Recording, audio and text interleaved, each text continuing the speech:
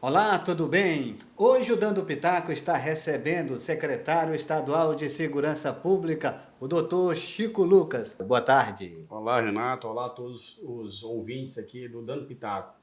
Então, secretário, hoje nós vamos falar de segurança pública, segurança do estado do Piauí.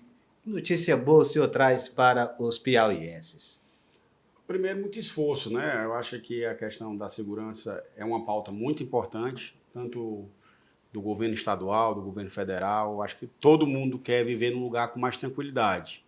E o que a gente tem de compromisso é lutar para que as coisas melhorem, né? A gente tem aí o apoio das forças de segurança, dos comandantes, tanto da Polícia Militar, da Polícia Civil, do Corpo de Bombeiros, e a gente está muito otimista de cada vez mais melhorar os índices de criminalidade.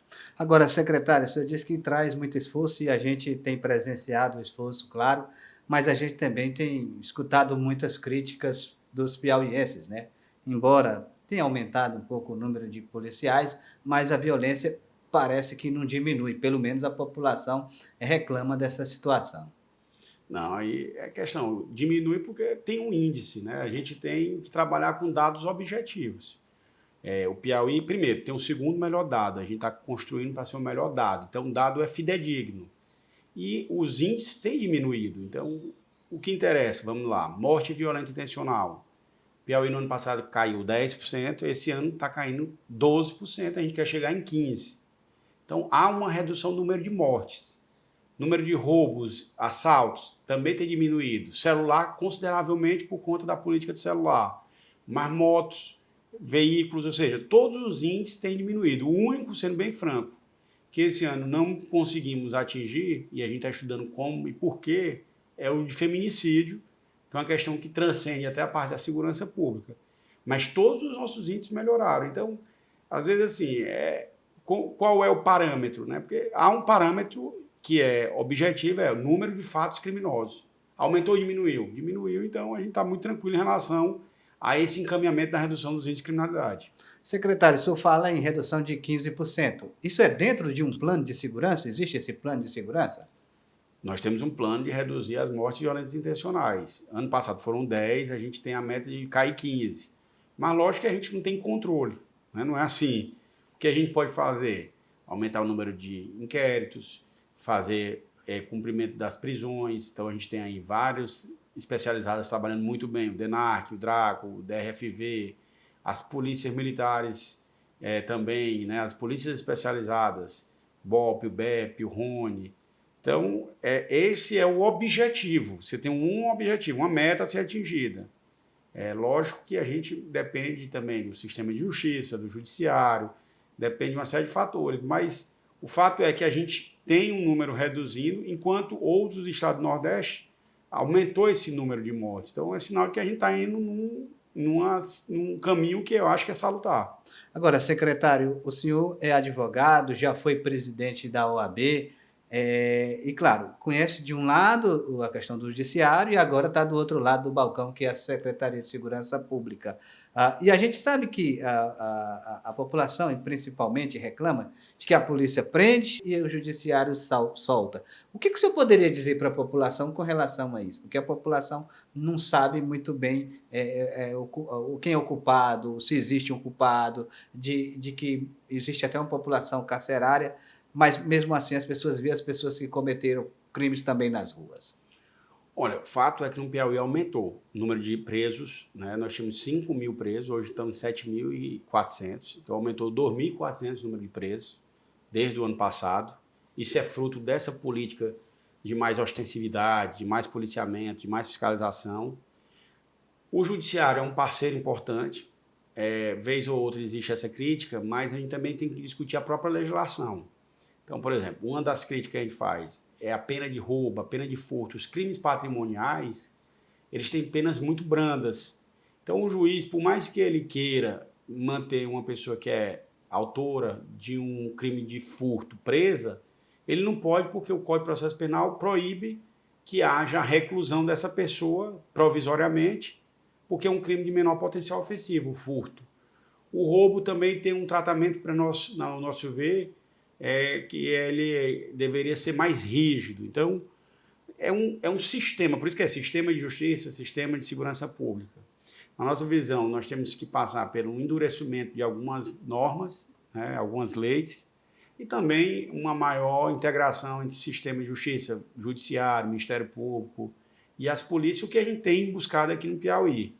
A gente tem feito esse debate, as coisas têm evoluído e a gente entende que o caminho do Piauí é um caminho que tem trazido resultados positivos. Agora, há limitações por conta da legislação, principalmente o Código Penal precisa ser revisitado. A gente tem que... E o Código de Processo Penal, ou seja, a prisão ela não pode ser vista mais como algo que é só em alguns crimes, e principalmente nos crimes hediondos, mas nos crimes violentos patrimoniais, principalmente, que é uma dor da sociedade, o roubo, ele precisa de uma punição também. Então, eu vejo assim, qual é o crime que mais incomoda as pessoas? É o roubo.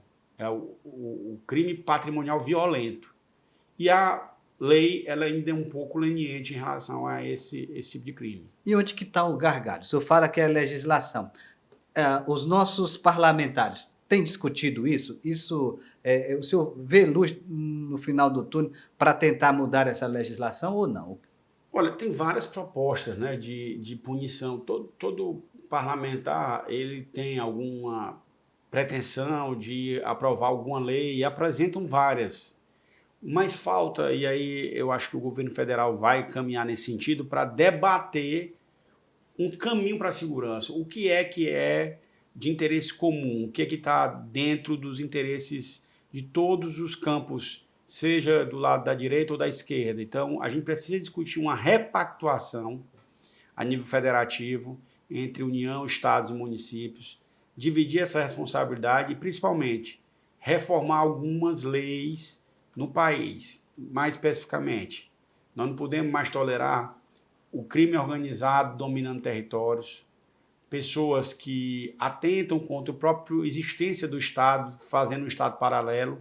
Essas pessoas precisam ter um endurecimento, ter um enfrentamento mais duro por parte do Estado. Ou seja, ser tratado até como terroristas. Então, um faccionado ou um miliciano, eles precisam ter um tratamento muito duro, né? Não pode ser uma coisa leniente, e eu acho que isso é algo que precisa ser enfrentado em todos os níveis. O presidente Lula vai chamar os governadores para discutir uma PEC da segurança pública, e as propostas dos secretários é que haja uma mudança e uma aprovação no Congresso de leis mais duras em relação ao crime organizado. O senhor acredita que esse crime organizado, essas facções, ele também está entranhado na política e talvez por isso é a dificuldade para se aprovar leis, para mudar essa legislação? Olha, em alguns estados nós tivemos relatos de pessoas recebendo apoio. Então eu não conheço muita realidade. Aqui no Piauí nós temos ainda um crime organizado com menor poder financeiro. A gente não tem eles interferindo no processo eleitoral como em outros estados, porque não há um domínio territorial como há em algumas cidades do país, onde sequer o Estado pode entrar. O Estado não consegue adentrar determinados territórios. A gente consegue ainda controlar o Estado do Piauí. Há um controle, nós temos uma criminalidade, é lógico, a gente não está fechando os olhos para isso, mas ela não tem domínio dos territórios, como em alguns outros estados. Quem domina ainda é o Estado piauiense, é o aparelho estatal, são as polícias. Lógico que aí a gente tem um enfrentamento a elementos criminosos que vivem em alguns territórios, principalmente membros de organizações criminosas. Tanto é que é o trabalho principal do DRACO, essas operações que o DRACO faz.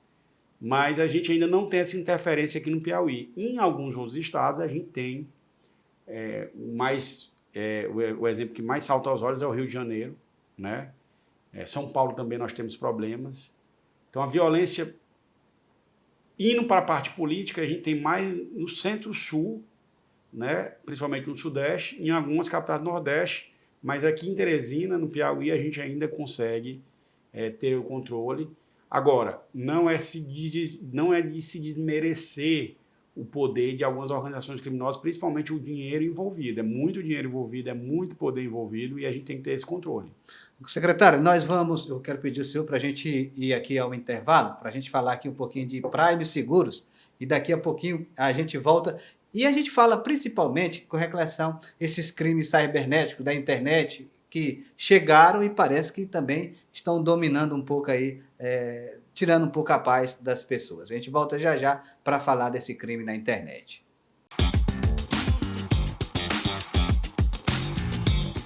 Nós estamos de volta com o Dando Pitaco, conversando com o secretário de Segurança Pública, o secretário Chico Lucas. E agora nós vamos falar principalmente desses crimes na internet. A gente tem aí a questão desses jogos eletrônicos e vários outros crimes, que dinheiro que sai de uma conta e vai para outra, enfim. Na internet tem vários tipos de crime. E a gente quer saber como é que a polícia do Piauí está enfrentando esse tipo de crime. Olha, boa pergunta. Hoje é um dos maiores números de crimes, são os crimes praticados no âmbito da internet. Alguns criminosos já perceberam que esse mundo é um mundo fértil, então eles vão enganando as pessoas, principalmente aquelas que não têm tanto domínio, né? Pessoas mais idosas ou pessoas mais vulneráveis. Então, hoje, boa parte dos crimes são golpes e a gente tem discutido muito, primeiro, fortalecido a DRCI. Lá nós temos excelentes delegados, conduzidos pelo Dr. Humberto Mácula, que é a Delegacia de Crimes, de Repressão a Crimes na Internet. A gente fez recentemente um evento com a FEBRABAN, só para discutir golpes bancários. É um negócio que movimenta bilhões no Brasil todo. O Brasil é o país que mais tem golpes, né? Acho que todo mundo recebe ligação hoje de golpe, inventando empréstimo, inventando tudo enquanto. Então, é uma coisa que realmente a gente tem dificuldade, mas nós estamos enfrentando justamente com tecnologia. Então, questão do celular, nós já estamos expandindo também para enfrentamento a esses golpes na internet, para localizar principalmente os criminosos. Ou seja, eles usam um terminal, usam um telefone, usam alguns endereços eletrônicos. Então, de onde parte esses crimes? Isso tudo a gente tem feito. E também, recentemente, a gente trabalhou, né, a questão dos jogos de azar, o jogo do Tigrinho. É uma coisa que tem trazido muitas mazelas para as famílias. O jogo ele é tão prejudicial quanto as drogas, porque ele tira a renda da família para um vício, né? Então, um vício, qualquer que seja o vício em álcool, vício em droga, vício em jogo, não é bom, né? Então, o nome é vício, né? Se fosse bom, não era vício. Maravilha. Então, a gente também está fazendo esse combate a esses jogos. A Operação Jogo Sujo 1 e 2 foi muito bem sucedida e ela vai ter desdobramentos. A gente vai continuar buscando quem são as pessoas que lucram com esse vício e os jogos de azar. Agora, secretário, como é que está hoje em nível de capacitação, de formação dos policiais? Até de reconhecimento dos policiais. Ultimamente eu tenho visto, principalmente, críticas, até outdoor seu, do governador, com relação à valorização dos policiais do Piauí. Olha, essa questão sempre vai ser um tema delicado, né? Sempre a gente acha que merece mais e, de fato, cabe aos sindicatos lutar. A gente está tendo um debate aí na mesa permanente de negociação, mas eu acho que o Estado do Piauí tem respeitado no que diz respeito à valorização, à capacitação, à questão de tratamento também, e a questão salarial está sendo encaminhada, né, junto com outras categorias. Agora, todos acham, os professores acham que merecem ganhar mais, os médicos acham que merecem ganhar mais, ou seja, até os que são da elite do serviço público, né, acham que ganham pouco. Então, há sempre um debate dentro do orçamento entre o que é dispensado ao servidor público e ao que é dispensado para investimento. Então, a gente tem que achar um equilíbrio para não comprometer também as contas do Estado. O governador está muito consciente, a gente está levando lá as propostas das categorias e ele vai, com certeza, ter um olhar especial, mas esse tipo de crítica a gente recebe com muito respeito. Com relação aos policiais militares, essa semana eu entrevistei um policial, não sei se foi do sindicato, não me recordo muito bem, mas ele dizia que o policial militar do Piauí é o que ganha menos em relação a outras federações. Existem esses números, essas informações? A gente faz o debate, a gente está próximo da média, lógico, está um pouco abaixo, a gente vai tentar corrigir isso, mas é uma questão que é histórica, né? A gente vem pegando essa defasagem salarial e a gente vai tentar corrigir alguma eventual distorção. A gente sabe que os policiais militares têm se dedicado muito, a gente respeita muito, como a gente disse, Infelizmente, existem alguns outros aspectos fiscais e financeiros que têm que ser levados em conta. Com relação ao número de policiais militares, essa semana também teve outra polêmica aí com relação de que a delegacia do interior não tem policiais, estão fechadas. Como é que está essa situação? Mas naquela delegacia tinha policial. Hum. Inclusive, foi mostrado, os policiais estavam de plantão. Houve um debate que, na minha visão, o policial expôs, mas está tudo sendo esclarecido dentro de um processo. O policial militar fez o vídeo, mas a Polícia Civil, aquele preso que foi conduzido, ele foi ouvido naquele mesmo dia. Então, a própria prova é o inquérito, ou seja, se você for investigar a rigor, que a gente até pede para a imprensa ser mais proativa, que ela só trabalha com declarações, né? Então, é simples, era só olhar. Aquela pessoa que foi conduzida naquele dia, ela foi ouvida. Aonde? Na delegacia. Então, como é que não tinha policial? É simples, bastava um jornalista pedir o inquérito. Está lá. Aquela pessoa foi ouvida naquele dia em Jaicós. Tá certo. Agora, delegado, na verdade, secretário, é claro que a gente escuta a população e pergunta. Aqui nós não estamos fazendo nenhuma afirmação. Aqui nós estamos perguntando, até porque aqui é o dando pitaco, né? Não, mas eu estou dizendo o jornalismo Sim, mesmo. sim. Né? Assim, porque existe uma discussão, o jornalismo declaratório. Basta eu declarar ou eu preciso saber se aquilo é verdadeiro, né? Mas aí eu faço outra pergunta ainda sobre essa questão. No governo do Rafael Fonteles, houve, claro, um aumento de policiais, mas segundo algumas críticas, existem muitas viaturas e poucos policiais. Tem muita viatura parada para poucos policiais. Existe isso? Olha, as viaturas, elas são de acordo com a necessidade. A gente não tem mais ou menos viatura, a gente comprou uma viatura necessária. Qual a questão? Existem momentos em que há necessidade de uma força extraordinária. No período eleitoral, por exemplo, e outros períodos onde você precisa reforçar o contingente.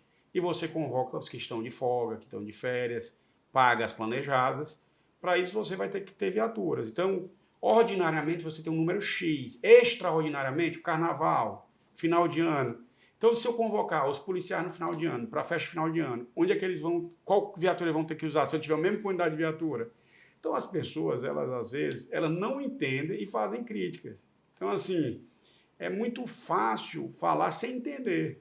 Então, a quantidade de viaturas ainda é aquém, a gente quer aumentar, quer ter mais estrutura. Não existe isso. E policiais nós estamos convocando sempre mais. O governador já vai chamar a turma 3 da Polícia Civil, da Polícia Militar, e vai fazer o concurso da Polícia Civil. Então, assim, a crítica, se vier com alguma questão que seja realmente factível, alguma crítica real, a gente rebate, mostra, se tiver errado, admite, mas dizer que tem muita viatura para pouco policial, não faz sentido essa crítica. Tá certo. Então, só para a gente encerrar esse bloco aqui, nós estamos vendo aí a polêmica aí que envolve até o sargento Mota. Mas aí é claro que ele vai ter a defesa dele e tudo mais. É claro, existe. Mas queria perguntar sobre essa corregedoria. Existe uma investigação com relação a policiais que se envolvem em algum tipo de delito? Queria que o senhor falasse um pouco desse assunto.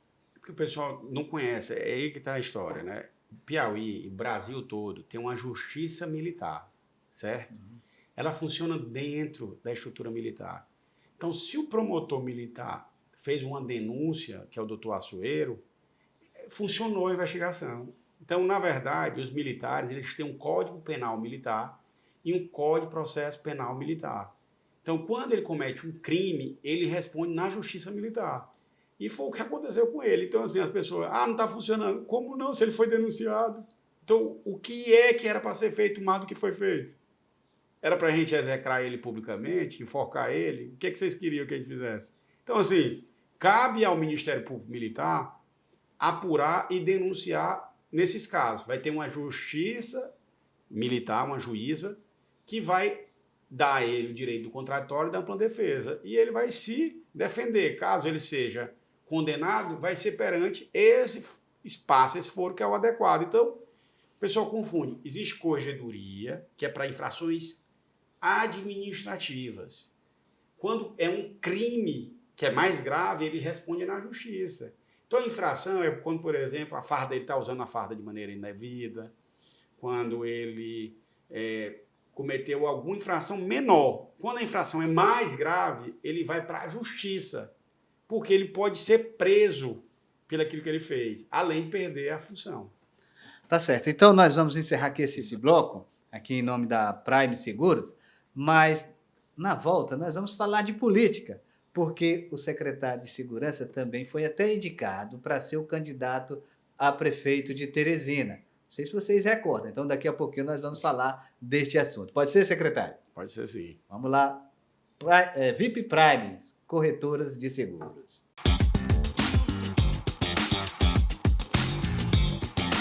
Estamos voltando com o Dando Pitaco, conversando com o secretário de Segurança do Estado do Piauí. Nós já falamos aqui sobre a questão da segurança, da violência e de vários outros assuntos, mas nós também queremos falar de política, né, com o secretário Chico Lucas, que poderia ter sido candidato a prefeito de Teresina. O nome dele foi apontado por algumas lideranças. Secretário de política, o que o senhor fala aqui no Dando Pitaco? Olha, assim, eu realmente fico até feliz quando o nome da gente é lembrado, mas nesses últimos 2 anos, sempre o nosso foco foi a gestão da Secretaria de Segurança Pública. Inclusive, é uma diretriz do governador Rafael Fonteles, ele que nomeou pessoas técnicas para a saúde, segurança e educação, determinar que nenhum de nós sejamos candidatos a deputado federal, nem a deputado estadual. Então, a gente está muito focado em fazer entregas. Todo mundo dizia que eu poderia ser um candidato a prefeito.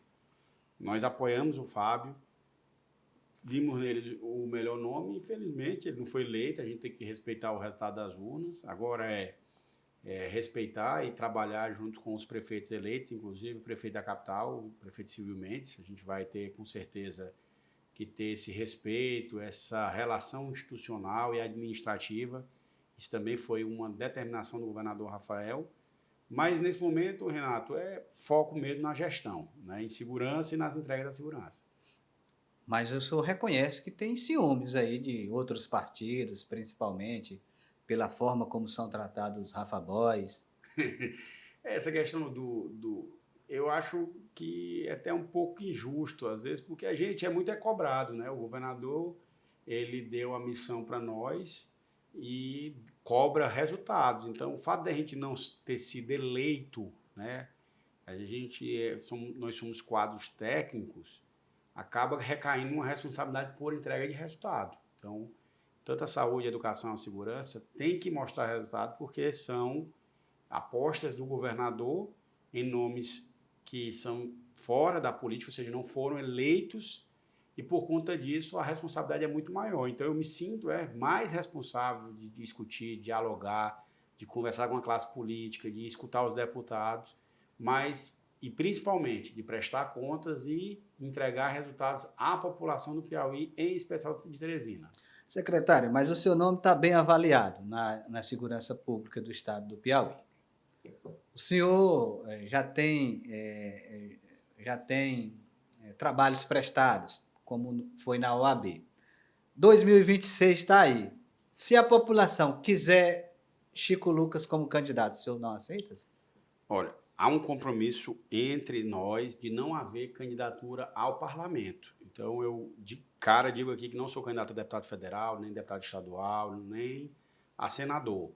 Então, acho improvável uma candidatura, mas também não vou dizer que não participarei do pleito, porque vai partir de uma conjuntura, o governador vai chamar a gente, a classe política, a partir da base, todo mundo nós vamos ter que conversar. Mas nesse momento, Renato, eu estou focado em gestão, assim, em diminuir mais ainda os índices de criminalidade, em discutir com a classe, discutir com as forças de segurança o melhor para o futuro.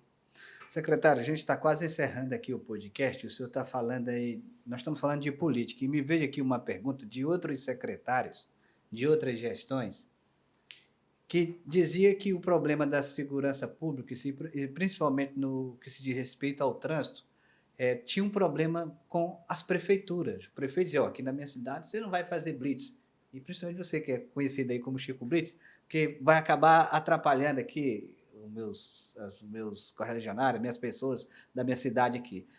Alguma vez desses 2 anos, já teve algum problema com o prefeito não querendo, por exemplo, a realização de uma blitz nas suas cidades? Algum tipo de segurança que atrapalhava lá o município? Sim, nós tivemos problemas, sim. A gente percebe que há necessidade ainda de que as pessoas internalizem o quanto o trânsito é importante. Para você ter ideia, Renato, morre mais gente no Piauí de acidente de trânsito do que de homicídio. E veja que o homicídio é tratado quase que diariamente. Mas se você for pegar as notícias recentes, todo dia tem 2, 3 pessoas que morrem de acidente de moto no Piauí. Né? Então, se morre gente por acidente de moto, geralmente jovens, isso é um problema social que precisa ser resolvido. Como é que resolve? Cobrando respeito às leis e principalmente o uso do capacete. Nós fizemos disso uma bandeira, vamos reforçar, vamos trabalhar com os prefeitos e vamos tentar conscientizar a população, por mais antipático que possa parecer, que é importante a fiscalização de trânsito. Então a gente é chamado de Chico Blitz e, ao mesmo tempo que isso parece ser uma coisa para diminuir a nossa ação, nos deixa com a responsabilidade grande de continuar nesse foco do trânsito. O fato de nós termos o maior índice de morte no trânsito no Brasil é uma demonstração clara de que a gente ainda precisa avançar na educação. Porque existe alguma dúvida que quem anda de moto tem que andar com capacete? Você tem dúvida disso? Alguém tem dúvida disso? E por que a pessoa insiste em andar sem capacete? Tem fiscalização? A gente fiscaliza, tanto é que a gente fez as blitz, né? Agora a gente tem que ter o apoio dos prefeitos. Fiscalização tem muito, a gente vai no interior e fiscaliza, mas as pessoas têm uma coisa cultural, uma resistência, que a gente quer chamar agora os prefeitos para que todos se comprometam a fiscalizar o trânsito, principalmente o uso do capacete. Morre muito jovem, de maneira desnecessária, mortes evitáveis porque há uma resistência ao uso do capacete. Secretário, eu sei que o senhor tem aí uma informação que eu não perguntei ainda, mas o senhor quer dar de primeira mão aqui no Dando Pitaco. Qual seria essa notícia, essa informação? A informação é só agradecer aqui a você, Renato, agradecer a todos os ouvintes, dizer que a gente vai continuar nessa pegada, fortalecendo aí a interação com a sociedade, a interação com os conselhos comunitários. Nós vamos criar agora os conselhos comunitários, as áreas integradas de segurança.